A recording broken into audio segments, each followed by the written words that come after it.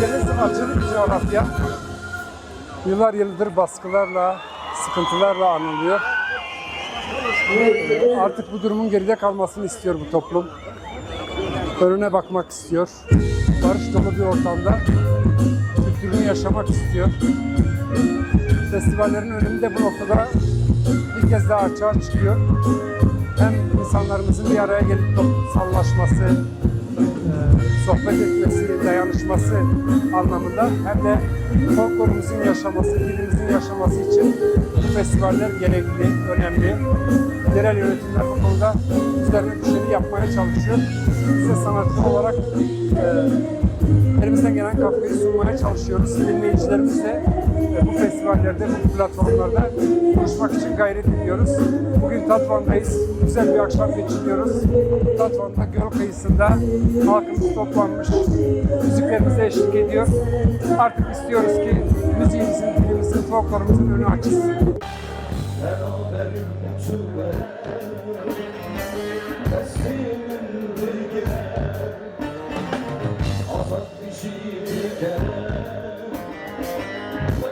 Jibona zamanı jibo kirkirinê asmilî jibo gelek Kurd jibo me jî gelekê giring e.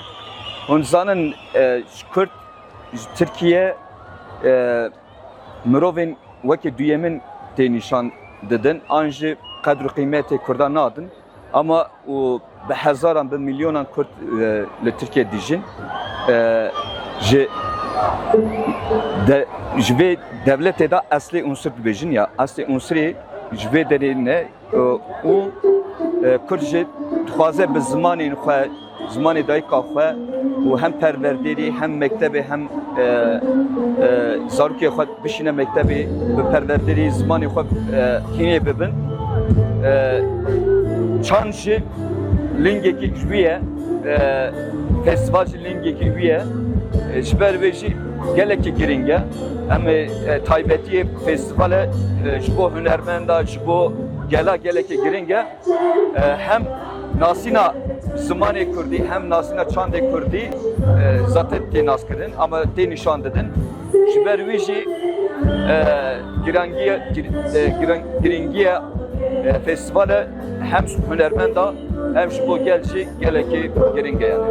Belê piştî demekî dirêj em serî de avakirine agrêjiyanê em dîsa hatin bahev wek Şener Yıldız wek ez hatin bahev bi konsere dest pê kirin sala noda stranê sala noda hem ji bo bîranîn hem jî medît û ciwanên me xortên me stranê me bîr nekirîne bi stranê me mezin bûne bi stranê me xwedê zarok bûne û zarokê xwe jî hîn jî bi stranê me tê naskirinin ji ber wê jî û ji bo me gelekî bi kelecaniyê heyecanî em bi kelecanî her dike her sahneyê em bi kelecanî derbas dikin ji bo me biraz hêstekî kelecanî ye em gelekî dirxweşin gelekî kevxweşin ku hîn jî işte 30 salî hîn jî stranê me gudar dikin û peşe rojê jî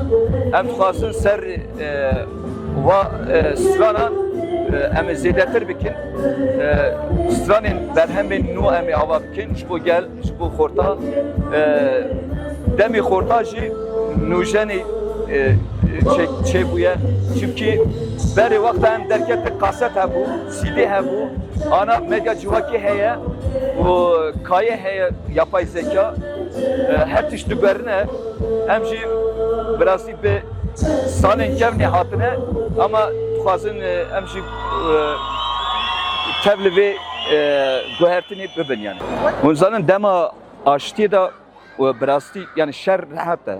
Hûn dikarin dema şerê de her tişt zelal e. Şer dikê ya bijî yan jî bikujî yani ji ber wê jî anha dema aştiyê de tu jiyan kirin birasî jî gelek zor e. Yani tu dixwazî herkes bijî.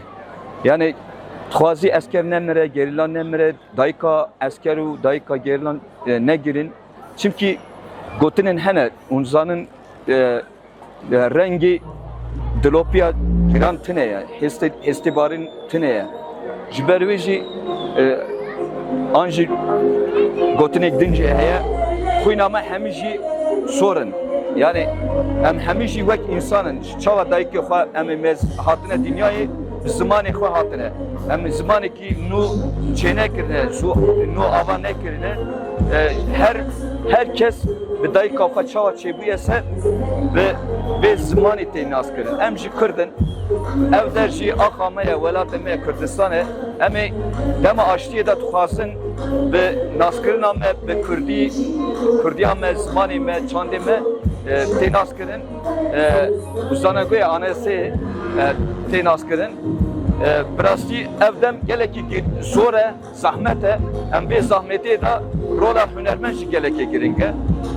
Em jî bi rolê xwe ser stranên xwe, stranên aşitî, stranên wek heviyê, stranên civakî em dixwazin bînin bahev çikî vê welatê de gelekî insanên din, mirovên din, milletê din jî bi hev re dijîn. Em dixwazin tev de wekî kovarên demokratîkê, kovarên demokratîk em dixwazin demokrasiyê de bi hev re pêşîn.